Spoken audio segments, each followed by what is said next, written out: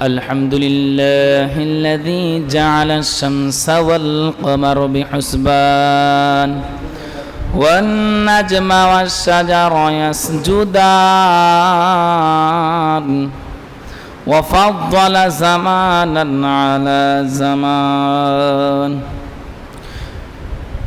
كما فضل مكانا على مكان وإنسانا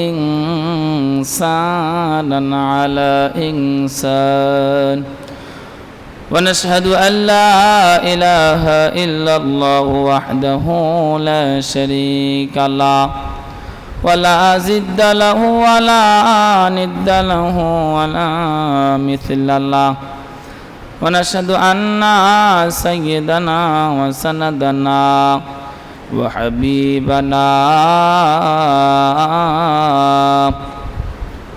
وحبيبنا ومولانا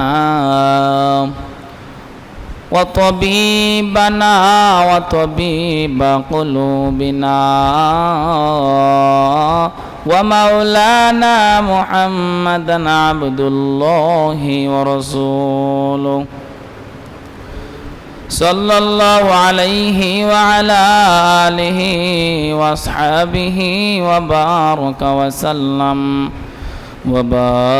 وسلم تسليما كثيرا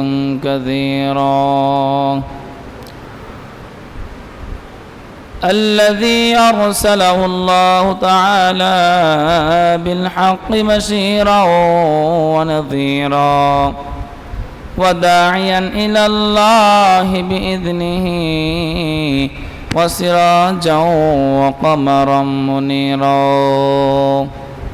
فقد قال الله تعالى في كلامه المجيد وفي فرقانه الحميد أعوذ بالله من الشيطان الرجيم بسم الله الرحمن الرحيم يا أيها الذين آمنوا اتقوا الله وذروا ما بقي من الربا إن كنتم مؤمنين فإن لم تفعلوا فأذنوا بحرب من الله ورسوله صدق الله مولانا العظيم وصدق رسوله النبي الكريم ونحن على ذلك من الشاهدين والشاكرين والحمد لله رب العالمين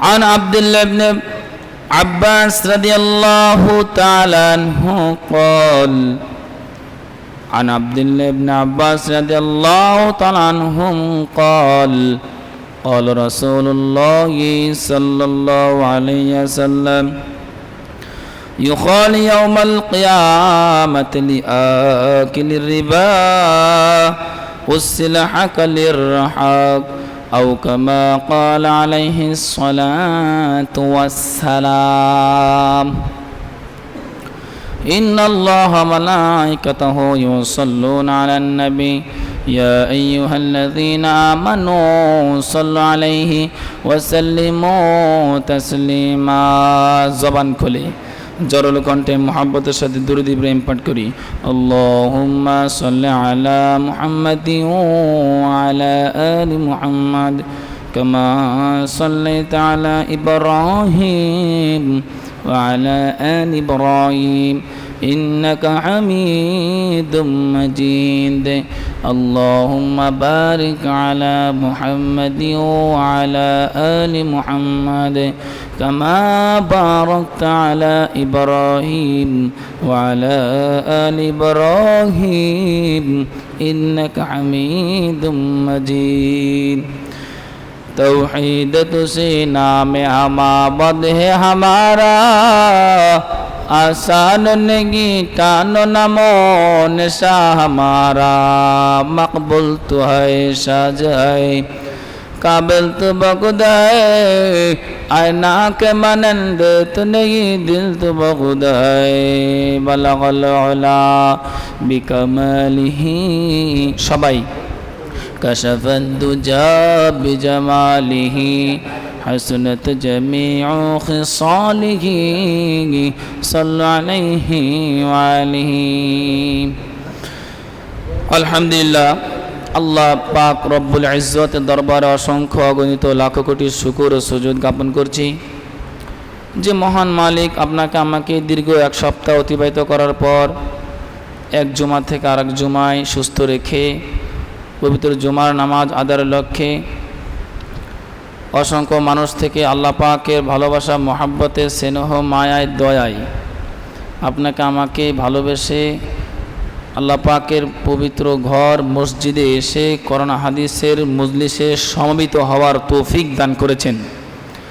এই জন্যে সেই মহান রবের শানে সকলের হৃদয়ের নিংড়ানো সবটুকু ভালোবাসা মোহাব্বত উজাড় করে দিয়ে সেই রবের শানে কালেমাতুর শুকর আদায় করছি। সকলেই মহান আল্লাহ পাকের শুকর ও সুজুদ জ্ঞাপন করে সকলেই পড়ছি আলহামদুলিল্লাহ। মুআজ্জাজ মুকাররম উলামায়ে কেরাম, সম্মুখবাণে সমবেত দিন প্রিয় ইসলাম প্রিয় তাওহীদি জনতা, মাদ্রাসা তলবে ইলম ছাত্র ভাইয়েরা, উপস্থিত সম্মানিত মহোদয় বৃন্দ, আলোচনার সূচনায় আনুষ্ঠানিকতার মধ্য দিয়ে আমার পক্ষ থেকে দিল খুলে আপনাদের সকলকে সালাম, আসসালামু আলাইকুম ওয়া রাহমাতুল্লাহি ওয়া বারাকাতুহু। সম্মানিত মোহতারাম হাজিরিন, আমি গোটা কোরআনে কারীমের থেকে আমি 3 পারা 6 নম্বর পৃষ্ঠা থেকে যে আয়াতখানা তেলাওয়াত করেছি, সে আয়াতখানা এবং যে হাদিস পেশ করেছি, এই হাদিস এবং তেলাওয়াতকৃত আয়াতকে সামনে রেখে কিছু কথা বলার ইরাদা পোষণ করছি। ওমা তৌফিক ইল্লা বিল্লাহ। আজ আমি আলোচনা করব সুদের বিষয়। মোহতারাম হাজিরিন, কোরআনে কারীম এমন একটা কিতাব, যে কিতাবের একটা বিধান যদি আপনি অমান্য করেন বেঈমান হওয়ার জন্য যথেষ্ট। কথা বলেন ঠিক কিনা? অনেক জায়গায় দেখবেন সুদের বয়ান করার পর ইমাম সাহেবের চাকরি থাকে না, এরকম আছে না নাই? সামনে মাস থেকে তো চাকরি খোঁজেন।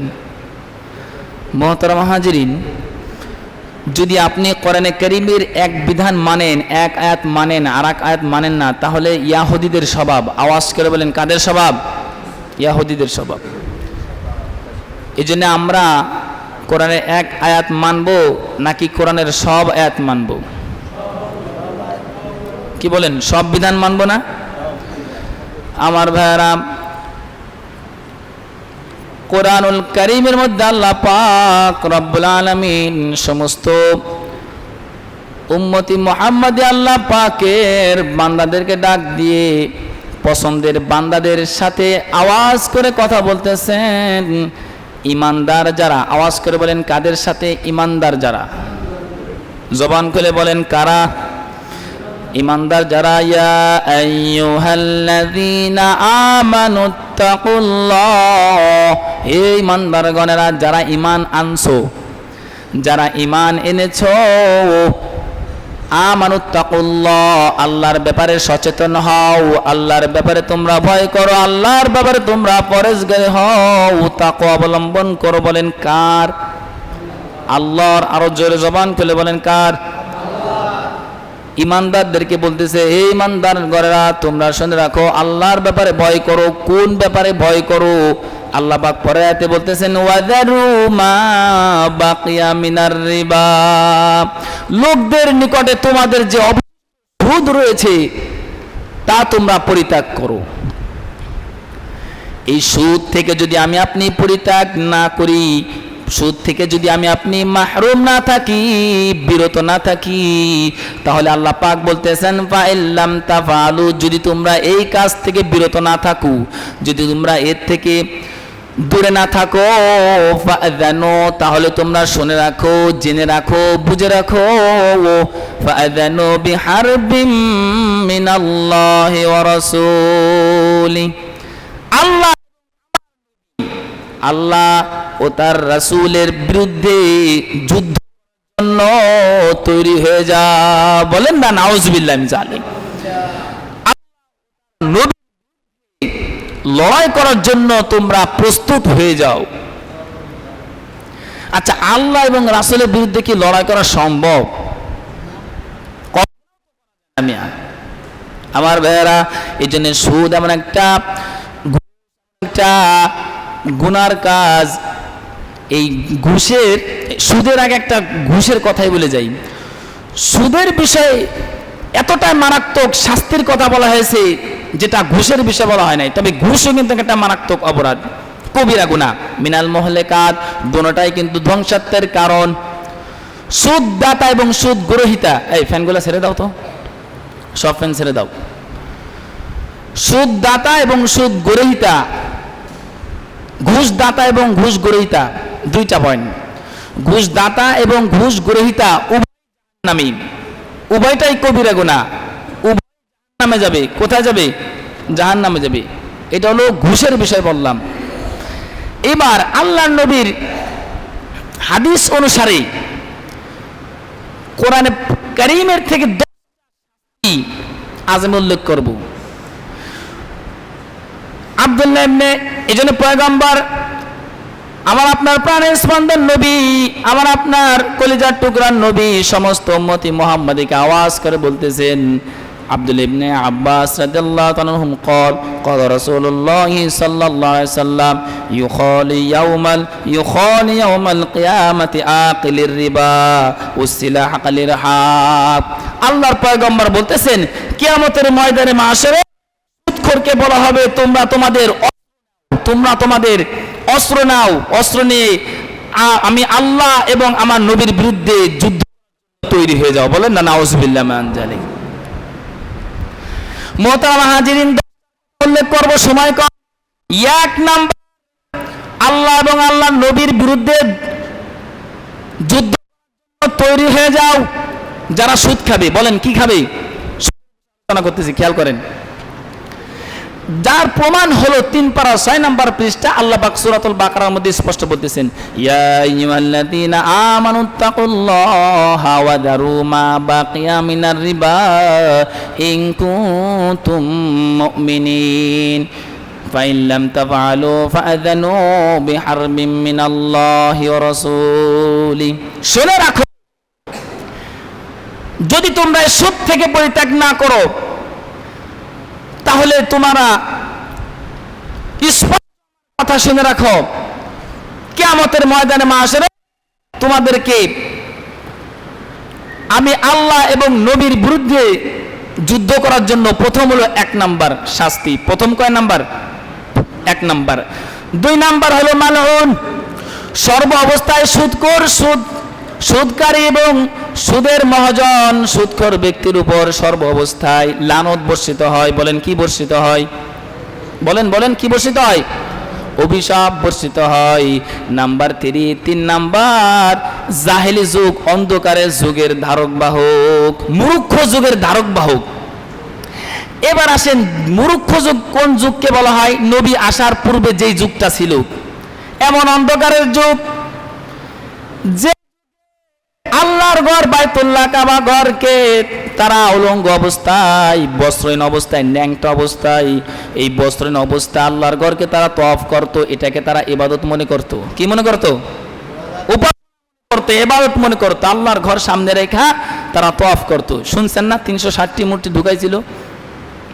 আমার ভাইয়ারা, এমন অন্ধকারের যুগ ছিল, কোনো কন্যা সন্তান যদি কোনো মেয়ে সন্তান হইতো ওই জামানায়, সে নিজেকে এতটাই খারাপ মনে করত, তখন ওই কন্যা সন্তানকে জীবিত মাটির নিচে দাফন করত।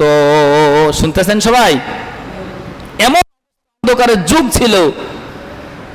এই নবী পয়গম্বর, আমার আপনার নবী, সর্বকালের সর্বশ্রেষ্ঠ নবী আসার পূর্বে এমন অন্ধকারের যুগ ছিল, এমন অন্ধকারের যুগ ছিল। এক যদি কূপের পানি যদি আর এক ভাইয়ের উঠে যদি খাইতো, এটাকে নিয়ে তারা সারা জিন্দেগি তারা ঝগড়া করত, এমন ঝগড়া করত, মৃত্যুর পূর্বে বলে যাইতো আমার কূপের পানি ওই ভাইয়ের উঠ খাইছে, ওই লোকের উঠ খাইছে, এই নিয়ে তুমিও ঝগড়া করো। এমন অন্ধকার, এমন মূর্খতার যুগ ছিল। কন্যা সন্তানদের মাটির নিচে দাফন করত। কোন নারী যদি রাস্তা দিয়ে হাইটে যাইতো, গর্ভবতী মহিলা তার খেয়াল করতে যে পেটের মধ্যে ছেলে না মেয়ে, এটারে ফাইরা তারপরে দেখতো। নাউজুবিল্লাহ কইবেন না? নাউজুবিল্লাহ জালিক। মুহতারাম হাজিরিন, সেই অন্ধকারের যুগের মূর্খ যুগের ধারক বাহক। 4 নাম্বার হলো সুদখোর। সুদখোর ব্যক্তির, সুদের যে মহাজন, সুদের সাথে যেই ব্যক্তি জড়িত, 4 নাম্বার শাস্তি হলো সাদৃশ্য। কিসের সাদৃশ্য বলেন? ইয়াহুদীদের সাদৃশ্য। ইয়াহুদীদের বিষয়ে আল্লাহ পাক কোরআনের মধ্যে বলছেন যে যারা কোরআনের বিধানে এক বিধান মানে, কোরআনের এক অংশ মানে আর এক অংশ মানে না, তারা কি লানতপ্রাপ্ত না? কথা বলেন না কেন? লানতপ্রাপ্ত নেই? ইয়াহুদীদের সাদৃশ্য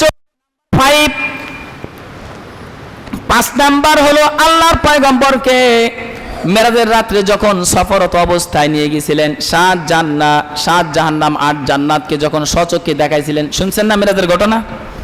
ওই সময় এই সুদখোর ব্যক্তির এমন শাস্তি আল্লাহর পয়গম্বর সচক্ষে দেখাইছেন, সচক্ষে দেখছেন। জিবরাইল আমিনকে জিজ্ঞাসা করতেছেন, ও জিবরাইল আমিন, এরা কারা? এই যে রক্তের নহরে, বিশাল বড় রক্তের সাগরে, পচা রক্তপুঞ্জ, কঠিন রক্ত মধ্যে তারা এভাবে হাবুডুবু খাইতেছে, এরা কারা? জিবরাইল বলতেছে, ইয়া রাসূলুল্লাহ, ইয়া হাবিবাল্লাহ, ইয়া নবী আল্লাহ, ওগো নবীজি, এরা হলো তারা আপনার উম্মতের মধ্যে এমন একটা দল ছিল। কিসের সাথে? সুদের সাথে জড়িত ছিল, সুদের মহাজন। তো তাদের বিচার হবেই, শাস্তি হবেই, কিয়ামতের মাঠে শাস্তি হবে। এর আগে সুদখোর ব্যক্তি মৃত্যু হওয়ার সাথে সাথে নগদ শাস্তি, তার জানটাকে, তার রুহটাকে নিয়েই এই রক্তের সাগরের বিশাল বড় নহরের ভিতরে তার রুহটাকে হাবুডুবু খাওয়াবেন। বলেন না নাউজুবিল্লাহ জালিক। নাম্বার 6 নাম্বার হলো কান্নাহু ইয়াতাখাব্বাতুহু মিনাশ শাইতান, কান্নাহু ইয়াতাখাব্বাতুহু শাইতানু মিনাল মাস। কিয়ামতের মাসরে এমন কোন যে কারণে তাকে এত বড় অসম্মান, অপদস্থ, লাঞ্ছিত সহকারে ওঠানো হবে, যতটাই অপদস্থ, অসম্মানিত ভাবে ওঠানো হবে সুদখোরকে। বলেন কাকে? সুদখোরকে। এমন কোন অপরাধ নাই যে অপরাধের কারণে এত লাঞ্ছিত, অপদস্থ সহকারে তাকে ওঠানো হবে, যতটাই না সুদখোর ব্যক্তিকে ওঠানো হবে। কান্নাহু ইয়াতাখাব্বাতুহু শাইতানু মিনাল মাস, জিনে ধরা রোগীর মতো, প্যান্ডেলের মতো আচরণ করবে কিয়ামতের ময়দানে মাশারে ওঠার সাথে সাথে। বলেন না নাউজুবিল্লাহ মিন যালিক। আল্লাহ পাক সবাইকে এই সুদের থেকে আল্লাহ পাক সবাইকে হেফাজত থাকার তৌফিক দান করুক, বলি সবাই আমিন। আমি কেউকে মেইন করে কিন্তু কথা বলতেছি না, আমি জাস্ট কোরআন ও হাদিস থেকে সম্পূর্ণ কথা বলতেছি, মনে কষ্ট নিয়েন না। মুহতারাম হাজিরিন, নাম্বার 6 নাম্বার বলতেছিলাম। কয় নাম্বার? 6 নাম্বার। আসেন 7 নাম্বার।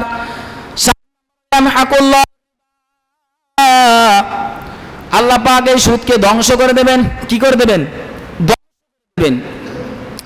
এবার আসেন, ছোট্ট করে আপনাদের থেকে প্রশ্ন আসতে পারে, হুজুর এই যারা সুদ খায় তাদেরকে ধ্বংস করবে, আপনি বললেন, মেম্বারে চিল্লালেন শুক্রবারে জুমার দিন, তা আমরা তো দুচোখে দেখি যে এরা তো ঠিকই ভালো মতন রান্না বান্না করতেছে, ঠিক মতন চলাফেরা করতেছে, গাড়ি বাড়ি সবই তো ধন সম্পদ ঠিক আছে, 3 বেলা খাইতেছে, ভালোই তো চাল চলন, ভালোই তো পরিবেশ, তাহলে এরা ধ্বংস হলো কোথায়? আপনি যে বললেন। এবার আসেন এই কথার উত্তরে, জবাবে আমি বলতে চাই এটাই, আল্লাহ পাকের ধ্বংস কিন্তু সবসময় বাস্তবেও দেখা যায় না, বিতর্গত আছে না নাই? আল্লাহর ধ্বংস অনেক সময় চোখে দেখা, উপরে প্লাস্টার সিমেন্ট ভিতরে জ্বালা পোড়া আছে না নাই?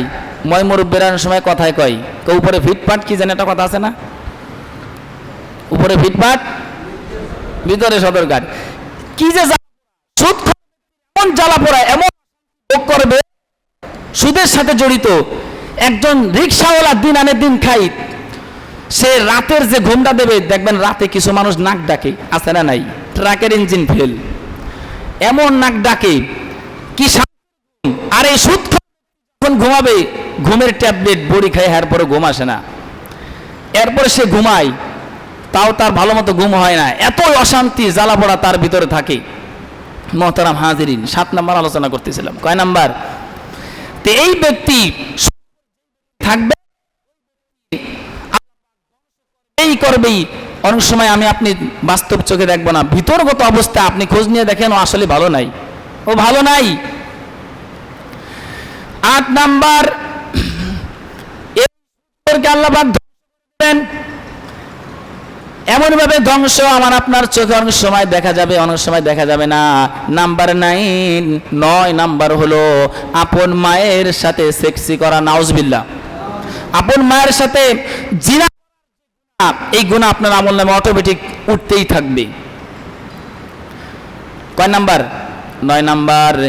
10 নাম্বার হলো দুনিয়া জমিনের উপরে আসমানের নিচে যত আযাব গজব হয়, এই সমস্ত আযাব গজবের এক অন্যতম একটা কারণ হলো এই সুদখোর ব্যক্তির জন্য, নাউজুবিল্লাহ। আর জোরে আওয়াজ করে বলেন না, নাউজুবিল্লাহি মিন যালিক। এর অর্থ হলো আল্লাহ ইহা থেকে আমাদের সবাইকে হেফাজত থাকা তৌফিক দান করুক।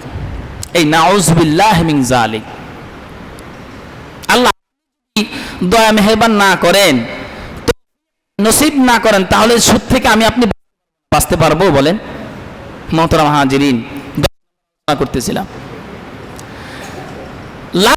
সুদ একদম যে একজন নারীর সাথে 36 গুনাহ তার আমল নামে উঠবে, নাউজুবিল্লাহি মিন যালিক। তো যে কথাগুলো বললাম, এই সুদের বিষয়ে আলোচনা করলাম, কোরআন কারীমের থেকে 3 পারা 6 নম্বর পৃষ্ঠা থেকে যে কথাগুলো বললাম, আল্লাহ রাসূলের হাদিস থেকে যে কথাগুলো বললাম, এই সুদ থেকে আল্লাহ পাক আমাদের এই জাতিকে হেফাজত করে, বলি সবাই আমিন।